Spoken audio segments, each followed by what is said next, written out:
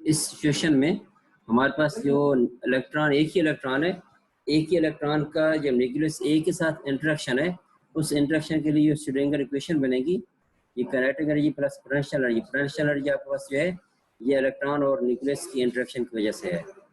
ये total Hamiltonian होगा HA, Hamiltonian due to nucleus A के, जो टोटल एनर्जी है ऑफ इलेक्ट्रॉन। तो इसी तरह आपके पास 5b जो है सेकंड इलेक्ट्रॉन है, या सेकंड एटम की न्यूक्लियस की, सेकंड एटम की न्यूक्लियस बी की वजह से जो हमारे पास श्रोडिंगर इक्वेशन होगी वो भी बिल्कुल सेम इसी तरह होगी। जस्ट आपने चेंज इसमें क्या करना होगा, ये ई जो आइगन वैल्यू है E_A0, इससे आपने E_B0 करना, और जो वेव फंक्शन है वो फाई एक बजा क्या होगा, 5b होगा।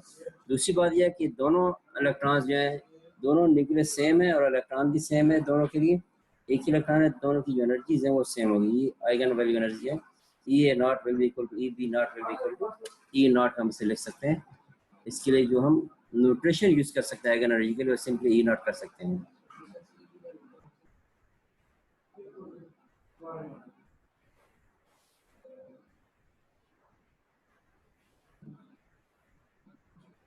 ये वेव आपने पूछा ना कि हम न्यूक्लियस को क्यों डिस्कस कर रहे हैं।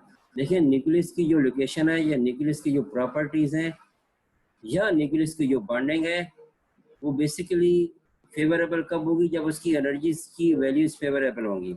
और एनर्जी की वैल्यू क्या होगी, इलेक्ट्रॉन, दोनों एटम्स का एक इलेक्ट्रॉन या एक से ज्यादा जो इलेक्ट्रॉन है आपस में बॉन्डिंग तब बनाएंगे जब उनकी एनर्जीज मिनिमम होगी। और एनर्जीज मिनिमम कब होगी, इलेक्ट्रॉन्स की एनर्जीज को टोटल एनर्जीज फाइंड करने के लिए, या टोटल आइगन फंक्शन फाइंड करने के लिए जरूरी है कि वो इलेक्ट्रॉन जिस पोटेंशियल में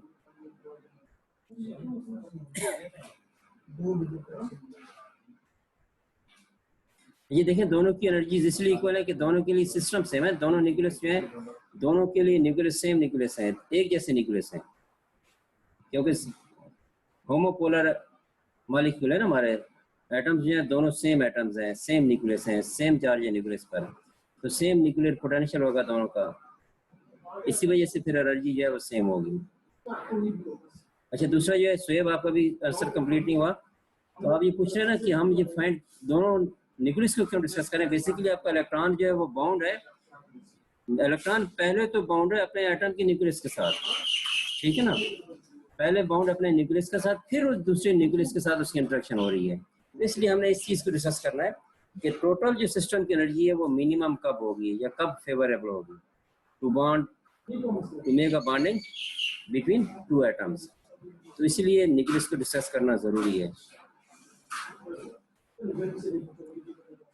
अब यहाँ तक बात हम इससे वाइंड अप करते हैं। अगली बात ये शुरू होती है कि जब हम दोनों न्यूक्लियस जो है वो एक दूसरे के करीब लाते हैं, जब दोनों न्यूक्लियस करीब लाते हैं, पहले किसी भी डिस्टेंस पे हो सकते हैं, जब करीब ला रहे होने तो जो इलेक्ट्रॉन है, इलेक्ट्रॉन फॉर एग्जांपल न्यूक्लियस जो ए के करीब है, तो इलेक्ट्रॉन पर न्यूक्लियस ए की भी अट्रैक्शन होगी और न्यूक्लियस बी की भी अट्रैक्शन होगी।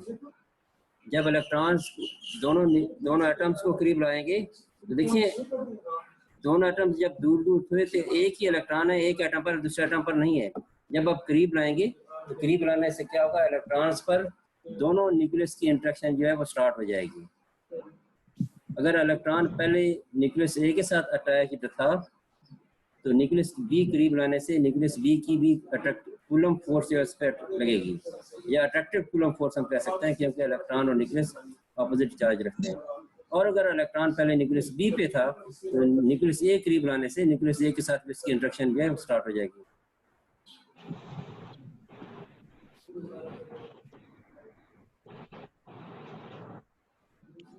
मेरे पास कोई स्टूडेंट पेंडिंग में नहीं है, सब जो है इसमें इस वक्त पार्टिसिपेट कर रहे हैं। 34 स्टूडेंट्स यहाँ पार्टिसिपेट कर रहे हैं, कोई भी इस वक्त पेंडिंग में नहीं है। अच्छा, ये बात होगी कि जब इलेक्ट्रॉन दोनों एटम्स को हम करीब लाते हैं तो दोनों इलेक्ट्रॉन दोनों न्यूक्लियस की अट्रैक्शन उस पर होगी। तो अब हमने जो श्रोडिंगर इक्वेशन बनानी है, श्रोडिंगर इक्वेशन इस तरह बनानी है हमने कि वो दोनों न्यूक्लियस की इलेक्ट्रॉन पर जो इंटरेक्शन हो रही है उसको हमने कंबाइन अप करना है। ये आपने 26.1 जो इक्वेशन देखी है, ये सिर्फ इलेक्ट्रॉन पर न्यूक्लियस ए की अट्रैक्शन है, इंट्रैक्शन, उसके लिए हमने श्रोडिंगर इक्वेशन बनाई है। लेकिन जब आपने दो एटम्स का एक सिस्टम बना दिया, इलेक्ट्रॉन दोनों एटम्स के न्यूक्लियस के साथ इंटरेक्शन में है, तो फिर आप जो श्रोडिंगर इक्वेशन लिखेंगे वो क्या होगी, उसमें आपने दोनों एटम्स के दोनों न्यूक्लियस का कूलम पोटेंशियल जो है वो आपने लाजमी एडप्ट करना होगा, क्योंकि अब इलेक्ट्रॉन एक एटम के न्यूक्लियर पोटेंशियल में मूव नहीं कर रहा, बल्कि दोनों एटम्स के दोनों न्यूक्लियस के कूलम पोटेंशियल में मूव करेगा।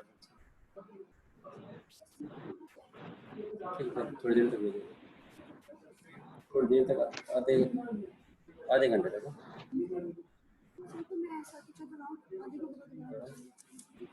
मेरी भी क्लास शुरू होगी। तो यहाँ तक बात क्लियर होगी। अब देखें, अब हमने देखना है कि हमने टोटल एनर्जी फाइंड करनी सिस्टम की। यानी जब ये हम कर लेंगे, श्रोडिंगर क्वेश्चन हमारे पास आ जाएगी, तो हमने बेसिकली दो चीज़ें फाइंड करनी होगी। याद रखें, जब हम सिस्टम को सॉल्व कर रहे हैं, इलेक्ट्रॉन की पोजीशन को सॉल्व कर रहे हैं विद इन द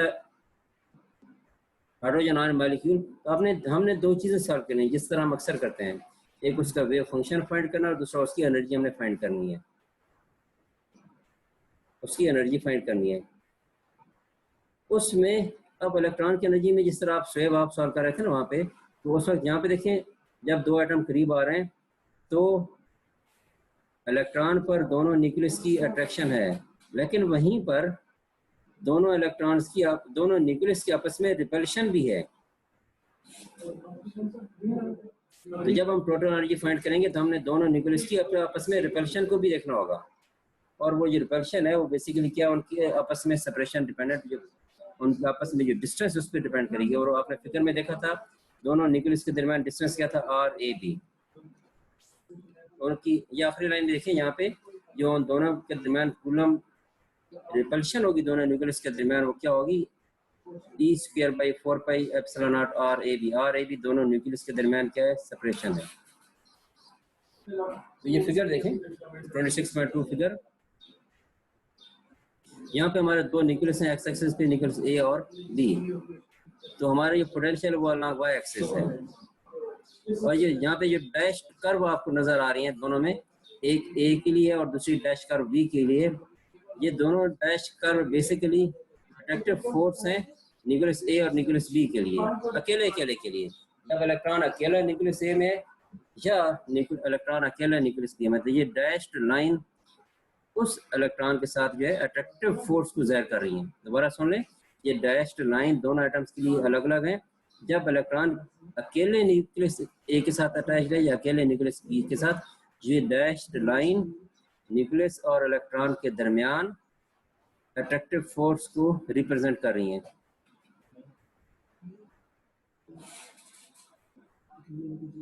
ये एडिशनल को हम बाद में डिस्कस करेंगे, एडिशनल एनर्जी फिर एंड पे डिस्कस करेंगे। तो उसको हमने शामिल करना है। एडिशनल एनर्जी को रिपल्सिव क्यों लेंगे, अट्रैक्टिव तो नहीं लेंगे।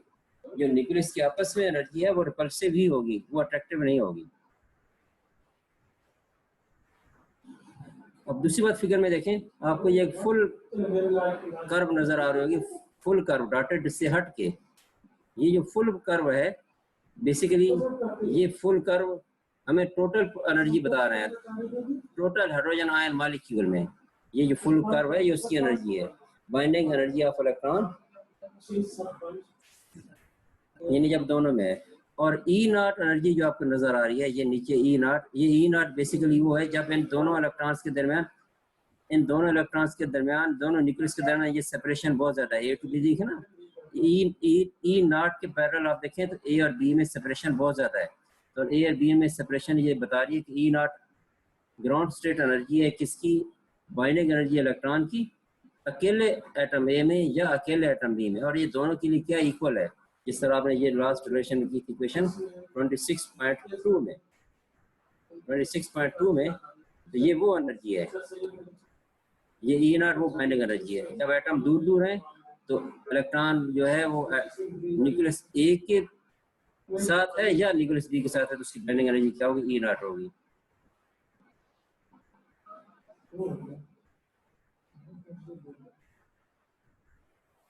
हाँ वो भी शामिल करेंगे, एक इलेक्ट्रॉन की जो दूसरे न्यूक्लियस के साथ है वो अट्रैक्शन एनर्जी वो भी शामिल करेंगे, अट्रैक्टिव एनर्जी वो लाजमी हमें शामिल करना होगी।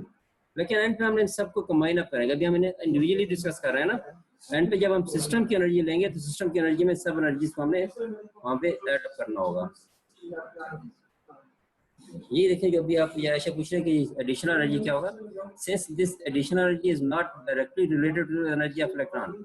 ये देखिए न्यूक्लियस की जो आपस में रिपल्शन है, न्यूक्लियस की आपस में जो रिपल्शन है, ये एनर्जी इलेक्ट्रॉन के साथ डायरेक्टली इंटरेक्टेड नहीं है, ये सिर्फ शिफ्ट प्रोड्यूस करेगी एनर्जी के आइगन वैल्यू में, यानी कि टोटल सिस्टम की जो आइगन एनर्जी है सिर्फ उसकी वैल्यू में चेंज प्रोड्यूस करेगी, उसकी वैल्यू को इफेक्ट करेगी। लेकिन इलेक्ट्रॉन के साथ इसकी डायरेक्ट इंटरेक्शन नहीं है, किसकी, दोनों न्यूक्लियस की आपस में रिपल्सिव एनर्जी की। तो इसलिए हम इसे यहाँ पे शामिल नहीं करते, हम सिर्फ इलेक्ट्रॉन की एनर्जीज को देखेंगे, इस न्यूक्लियस की एनर्जी को हम रिलेशन में आखिर पे ऐड अप कर देंगे। तो यहाँ पे देखें श्रोडिंगर इक्वेशन फिर हमारे पास क्या बन जाएगी, काइनेटिक एनर्जी ऑफ इलेक्ट्रॉन और potential energy of electron in nucleus A और potential energy of electron in potential of nucleus B. ये काइनेटिक एनर्जी और ये दो potential energies due to nucleus A और न्यूक्लियस बी, तो ये हमारे पास टोटल श्रोडिंगर इक्वेशन बन जाएगी, जहाँ पे जो हमारे पास साई है in which the wave function psi and corresponding energy जो हमारे पास ई है, ये हमारे पास दो चीज़ें हैं जो हम बार बार कहते हैं, हमें ये पता होनी चाहिए किसी भी सिस्टम की कन्फिग्रेशन को स्टडी करने के लिए। तो हम इलेक्ट्रॉन की कन्फिग्रेशन को स्टडी करने के लिए हम वेव फंक्शन साई और आइगन एनर्जी ई जो है ये हम फाइंड करेंगे, बेसिकली हमें ये ज़रूरत है। और इसके लिए to find these things we will utilize an idea which is borrowed from perturbation theory with degeneracy। यहाँ पे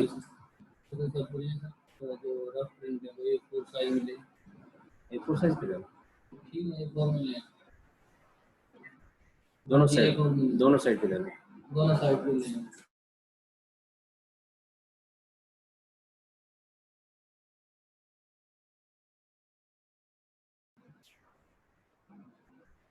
तो यहाँ पे देखें इन प्रिंसिपल जो इलेक्ट्रॉन है जब न्यूक्लियस ए में है या न्यूक्लियस बी के साथ, देखिए इलेक्ट्रॉन अगर न्यूक्लियस ए के साथ था, न्यूक्लियस बी उसके जब करीब आएगा तो वो उसकी उसमें परटर्बेशन प्रोड्यूस करेगा।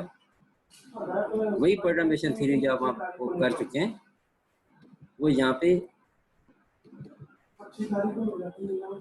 जब इलेक्ट्रॉन दोनों न्यूक्लियस के साथ अटैच होगा तो फिर उसमें परटर्बेशन प्रोड्यूस। देखिए यहाँ पे ये फिगर 26.3 में इसके दो पार्ट्स हैं, अपर पार्ट में देखिए आपका जो इलेक्ट्रॉन है, इलेक्ट्रॉन न्यूक्लियस ए की फील्ड में मूव कर रहा है या न्यूक्लियस बी की फील्ड में अलग से। न्यूक्लियस ए की फील्ड में जब मूव कर रहा है तो उसका वेव फंक्शन क्या फाई ए, न्यूक्लियस बी के पोटेंशियल में जब मूव कर रहा है उसका वेव फंक्शन क्या फाई डी। अब ये है लोअर पोर्शन में, आप देखें लोअर पोर्शन में ये सूरत हाल है कि जब उन दोनों के वेव फंक्शन ओवरलैप कर रहे हैं, इलेक्ट्रॉन न्यूक्लियस के एटम्स को आप करीब करीब ले आए, जब करीब ले आएंगे तो उन दोनों के वेव फंक्शन क्या ओवरलैप करेंगे, फाई ए और फाई बी दोनों ओवरलैप कर रहे हैं क्योंकि न्यूक्लियस ए और बी के दरमियान जो डिस्टेंस है वो रिड्यूस हो गया है। तो ये दो सूरतें कि जब दूर दूर होंगे तो जो वेव फंक्शन वो अलग अलग होंगे और जब करीब हो जाएंगे तो वेव फंक्शन आपस में ओवरलैप करेंगे। So these two wave function are thus degenerate। यही अब जब ओवरलैप कर रहे हैं तो आपके वेव फंक्शन क्या हो गए, डीजेनरेट हो गए। अब दूसरी बात यह है कि लेकिन फिर भी इलेक्ट्रॉन जो है एक या न्यूक्लियस के पोटेंशियल में पहले से मौजूद था, दूसरा न्यूक्लियस आप उसके करीब लेके आए हैं। इसका मतलब ये होगा कि दूसरा न्यूक्लियस जो आप करीब लेके आए हैं वो बेसिकली क्या होगा, जो पहला इलेक्ट्रॉन पहले न्यूक्लियस के असर में था उसमें क्या है, उसकी इलेक्ट्रॉनिक स्टेट में परटर्बेशन प्रोड्यूस करेगा क्योंकि वो करीब आने की वजह से उस पर अट्रैक्शन की फोर्स अप्लाई करेगा। बिल्कुल इस तरह परटर्बेशन थ्योरी में आप वहाँ पे देखते हैं कि जब एडिशनल फील्ड या एडिशनल फोर्स या एडिशनल एनर्जी करीब उसे प्रोवाइड कर रहे हैं, तो परटर्बेशन प्रोड्यूस होने की वजह से जो डीजेनरेसी है वो इफेक्ट होगी। डीजेनरेसी क्या होगी कि वो जो सेम लेवल पे एग्जिस्टेंस है वो चेंज हो जाएगी। सेम वैल्यूज पे जो सेम एनर्जी वैल्यूज हैं डिफरेंट वेव फंक्शन के साथ, वो क्या हो जाएगी, चेंज हो जाएगी। जब डीजेनरेसी लिफ्ट होगी परटर्बेशंस की वजह से, तो जो हमारे पास वेव फंक्शन है वो टोटल वेव फंक्शन है, उन दोनों इंडिविजुअल वेव फंक्शन का क्या है, लीनियर कॉम्बिनेशन होगा। यानी psi will be equal to C15A plus C25B।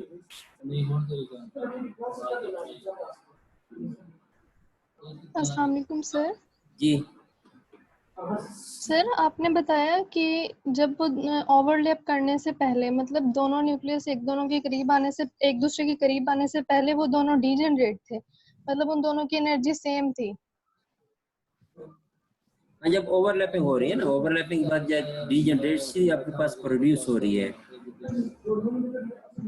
Sir फिर ओवरलैपिंग होने के बाद डीजेनरेसी प्रोड्यूस हो रही है, तो फिर परटर्बेशन किस चीज में आ रही है? हम तो कह रहे हैं कि जब वो एक दूसरे के करीब आ रहे हैं तो फिर डीजेनरेसी लिफ्ट अप हो रही है, मिक्सअप हो रही है, बिल्कुल। मतलब ये चीज कंफ्यूज कर रही है। जब करीब ला रहे हैं डीजेनरेसी प्रोड्यूस हो रही है ना, ओवरलैप हो रही है ना।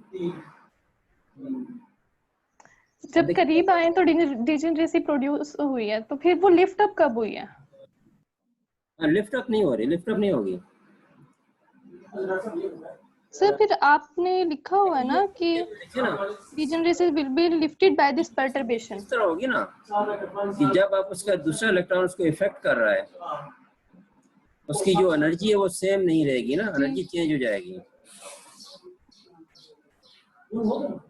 देखिए ना इसमें, मतलब अब डीजेनरेसी लिफ्ट अप हो गई, जी जी। फिर ओवरलैप होने के बाद हुई है ना, मतलब मिक्सअप से डीजेनरेसी वहां पे क्या प्रोड्यूस होगी भाई, आप ये कह रही हैं? सर नहीं, मैं कह रही हूँ कि डीजेनरेसी पहले थी, तो बाद में अगर वो एक दूसरे के करीब आए तो फिर डीजेनरेसी लिफ्ट अप हो रही है, मतलब वो खत्म हो रही है, उसमें डीजेनरेसी परटर्बेशन पहले प्रोड्यूस थी। हो रही है। हाँ, डीजेनरेसी मुझे ये पहले समझ थी। में आया। हाँ बिल्कुल, डीजेनरेसी पहले थी। जब दूसरा न्यूक्लियस उसके करीब आया, उसके न्यूक्लियस के इफेक्ट की वजह से जो इलेक्ट्रॉन्स हैं उसकी जो है डीजेनरेसी वो लिफ्ट अप होगी, परटर्बेशन प्रोड्यूस होगी। पहली बात यह कि परटर्बेशन प्रोड्यूस होगी, उस परटर्बेशन के ठीक है, रिजल्ट में डीजेनरेसी क्या वो लिफ्ट अप होगी। लिफ्ट अप हो। क्लियर हो गया? सर फिर हम ये तो नहीं कह सकते ना, ये सर ये बात मुझे क्लियर है, फिर हम ये तो नहीं कह सकते ना कि अब ओवरलैप होने के बाद डीजनरेट हुए हैं। ओवरलैपिंग के बाद डीजेनरेसी लिफ्ट अप होगी ना। लिफ्ट अप हुई है, मतलब चेंज हुई है, डीजनरेट हुए नहीं है। ठीक है सर। ऐसे ही है ना, जब दूसरा इलेक्ट्रॉन आएगा, दूसरा न्यूक्लियस आएगा, फिर तो परटर्बेशन प्रोड्यूस होने की वजह से डीजेनरेसी क्या लिफ्ट अप होगी। लिफ्ट अप हो गई, ठीक ठीक है ना ये चीजें।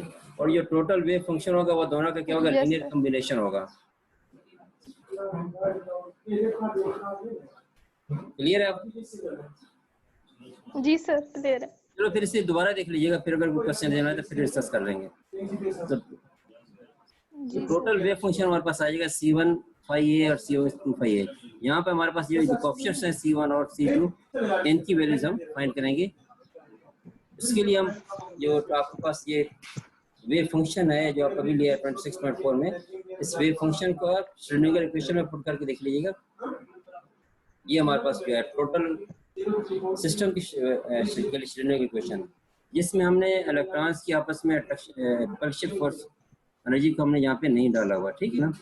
यहाँ पे आप साई की वेव फंक्शन की वैल्यू डालें तो आपके पास ये दो पार्ट्स बन जाएंगे। ये देखें ना, यहाँ पे आप C151 प्लस C252 जब वेव फंक्शन की वैल्यू बनाएंगे, अब ये ब्रैकेट सर ओपन करेंगे तो एक दफा आपके साई ए के साथ मल्टीप्लाई होगा और फिर ये मल्टीप्लाई होगा फाई ए के साथ और फिर मल्टीप्लाई होगा फाई बी के साथ।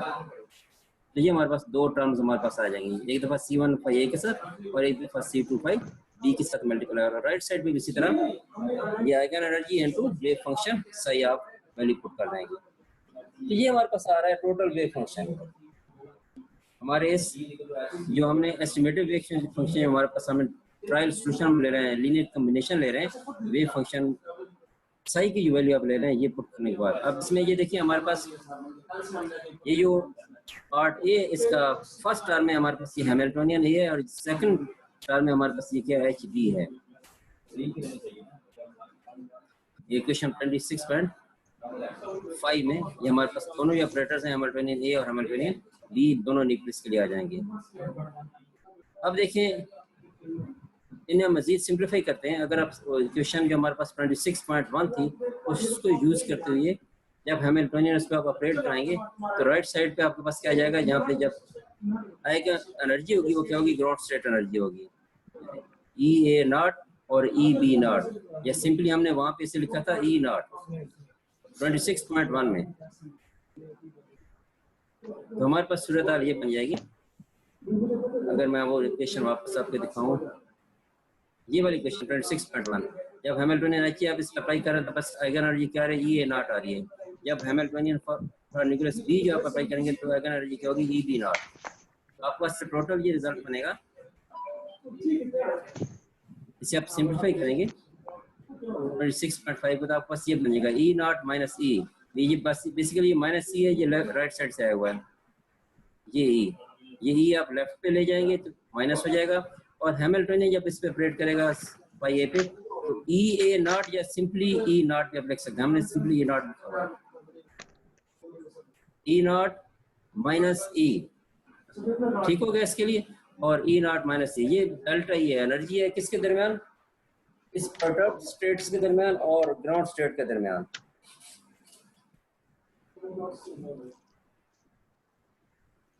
ये हमारे पास आ जाएगा, क्लियर है यहाँ तक। अब जब हम इसे देखें सिंपलीफाई, फाई ए और फाई बी ये दोनों के हमारे पास फंक्शंस हैं, बेसिकली वे फंक्शंस पोजीशंस के हैं, लेकिन C1 और C2 जो है ये पोजीशन इंडिपेंडेंट है, इनका पोजीशन के साथ कोई कंसर्न नहीं है। अब हम इनको ये करते हैं, इसे सिंप्लीफाई करने के, इनकी वैल्यूज फाइंड करने के लिए फाई इस इक्वेशन को 26.6 को फाई ए स्टायरिक और फाई बी स्टायरिक से हम मल्टीप्लाई करते हैं। उसे आप सिंप्लीफाई करेंगे तो हमारे पास जो रिलेशन बनेगा phi A phi B VB that will be equal to not will be equal to 0। Function phi A और फाई बी क्योंकि रियल है, हाइड्रोजन आइटम की जो ग्राउंड स्टेट वेव फंक्शंस के लिए आप ले रहे हैं फाई ए और फाई बी में, जब अगर ये ऑर्थोगोनल हैं तो फिर तो ये इज इक्वल टू 0 आएगा, अगर ऑर्थोगोनल नहीं है तो ये is not equal to 0, that will be equal to some constant value s।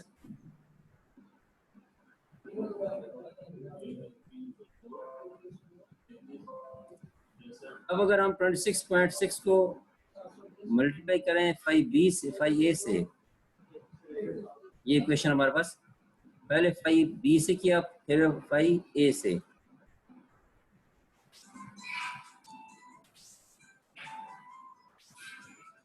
आपके पास ये फाई ए से मल्टीप्लाई करें, आप देखें फाई ए और फाई बी से हम बारी बारी करेंगे। फाई ए किससे करने से आपके पास ये जो टर्म है, ये दो टर्म्स फाई ए से मल्टीप्लाई करें तो फाई ए और phi B phi A phi B, इन दोनों टर्म्स को हम सेपरेटली यहाँ पे लिख रहे हैं, फाई ए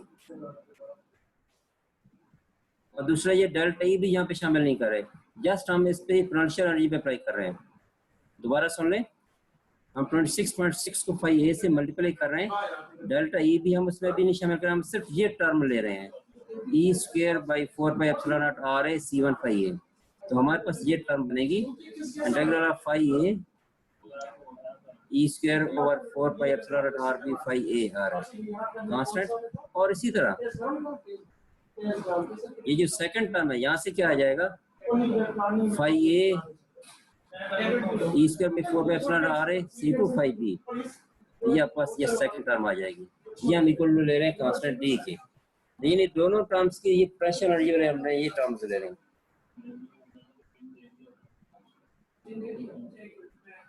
वो यहाँ पे वो भी शामिल नहीं कर, हम जस्ट उसमें अप्लाई कर रहे हैं, आपके ये नेगेटिव साइन भी नहीं शामिल कर रहे और दूसरा ये डेल्टा ई भी शामिल नहीं कर रहे हैं। ये एन पे ने फिर हम दोबारा यहाँ पे पुट कर देंगे वैल्यूज को इसी रिलेशन 26.6 में। तो यहाँ पे आप देख रहे हैं कि जो फर्स्ट इंटीग्रल है इसमें तो आपके पास ये चीज जो आ रही है फाई ए हमने 26.6 रिलेशन को सिंप्लीफाई करना है, तो बेसिकली हमने उसकी पोटेंशियल एनर्जीज को देखना है। इलेक्ट्रॉन्स की न्यूक्लियस के साथ जो इलेक्ट्रॉन जो न्यूक्लियस की पोटेंशियल वेल में मूव कर रहा है, हम उस पोटेंशियल एनर्जी को देख रहे हैं।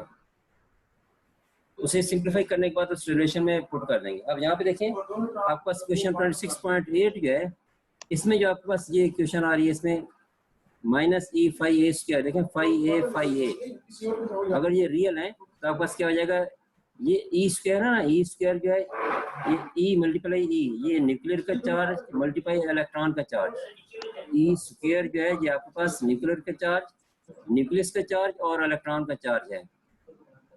तो इससे हम ये देख सकते हैं कि माइनस ई फाई ए स्क्वायर, दोबारा सुन लें, जो फाई ए है ये न्यूक्लियस की पोजीशन है, वेव फंक्शन है न्यूक्लियस सॉरी इलेक्ट्रॉन का, फाई ए इलेक्ट्रॉन का वेव फंक्शन है, ई इलेक्ट्रॉन का चार्ज है और दूसरा ई जो है न्यूक्लियस का चार्ज है।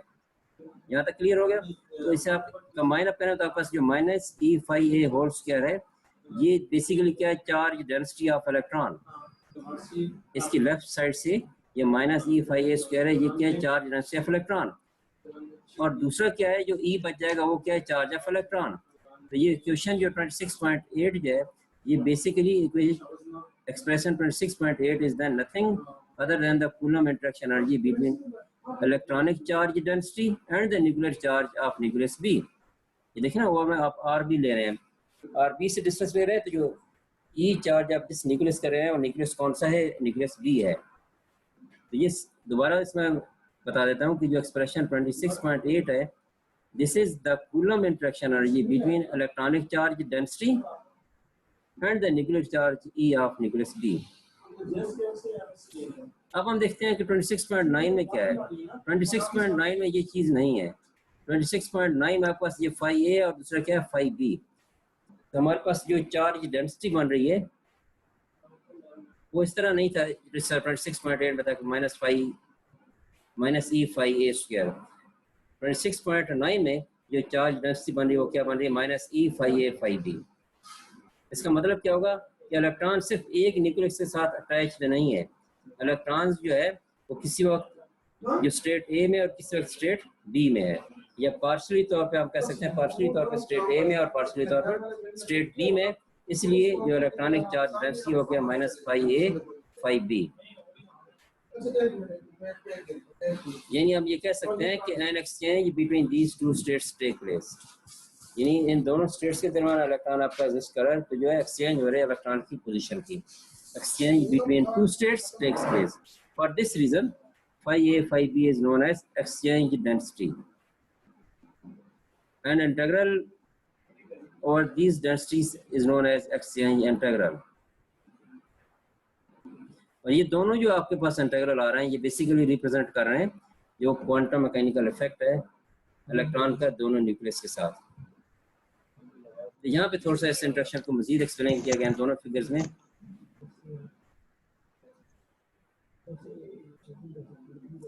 चलें यहाँ पर हम इसे वाइंड अप करते हैं इस लेक्चर को। इसे यहाँ तक आप कर लीजिएगा, बाकी जो रहता है पार्ट इसका नेक्स्ट टाइम कर लेंगे। अभी थोड़ा सा रहता है, 6-7 स्लाइड हैं अभी। तो यहाँ तक क्लियर है, यहाँ तक इसको स्टडी कीजिएगा, बाकी जो नेक्स्ट पार्ट है इंशाल्लाह नेक्स्ट लेक्चर में कर लेंगे। और यहाँ तक किसी को कोई क्वेश्चन है तो पूछ लें, मजीद एक दफ़ा से पढ़ के, फिर जो कोई क्वेश्चन ज़हन में आता है तो वो भी पूछ लीजिएगा। फिर स्लाइड नंबर 16 तक इसे प्रिपेयर कर लीजिएगा। मैं भी आपको ये मेल कर देता हूँ।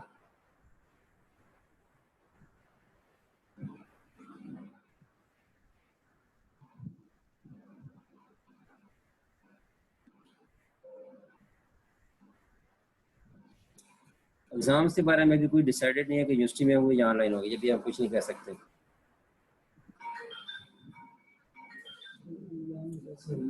ठीक है, रिकॉर्डिंग सेंड कर देंगे। ठीक है, अल्लाह हाफिज़।